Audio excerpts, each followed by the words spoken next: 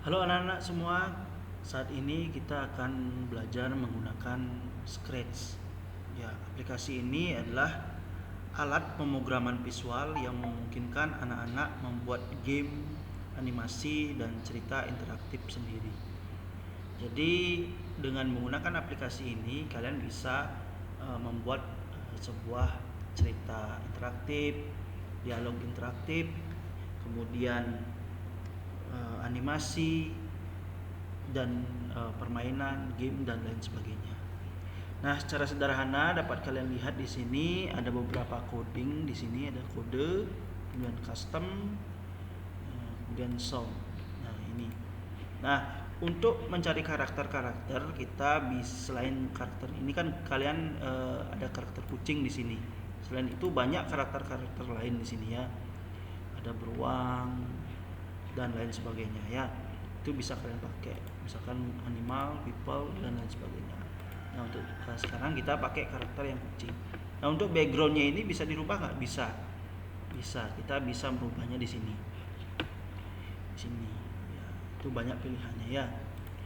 Nah, untuk karakter ini kita harus bagaimana caranya biar bergerak.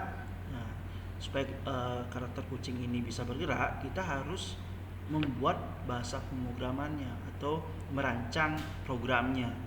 Nah, di coding inilah kita membuat kodenya. Nah, yang pertama bagaimana caranya biar ya kita secara sederhana dulu bagaimana cara membuat kucing ini supaya mau maju ke depan 10 langkah itu aja dulu. Ya, pertama kita buat eventnya. Nah, ketika bendera hijau diklik, ya kita ini aja. Ketika bendera hijau yang ini diklik, maka kucing ini akan maju ke depan. Jadi kita motionnya kita pilih yang move 10 step.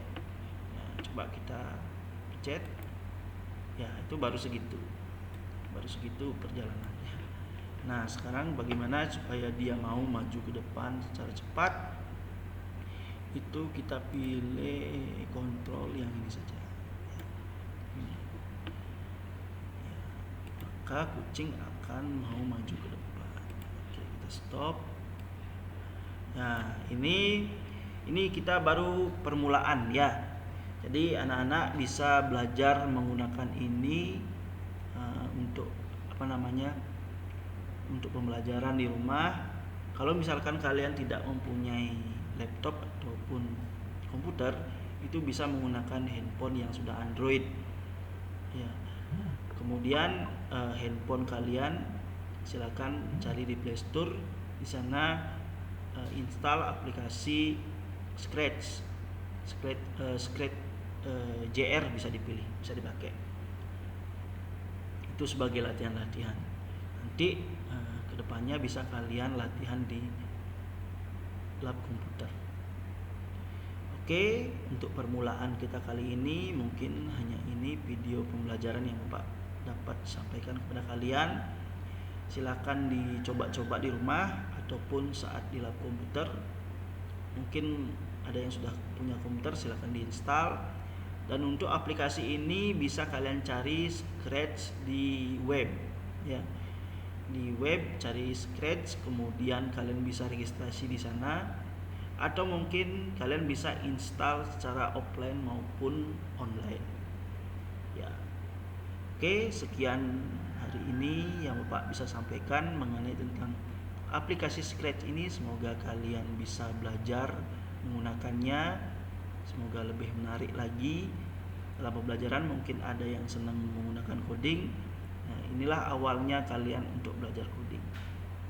Oke, sampai di sini, sampai berjumpa kembali. Terima kasih.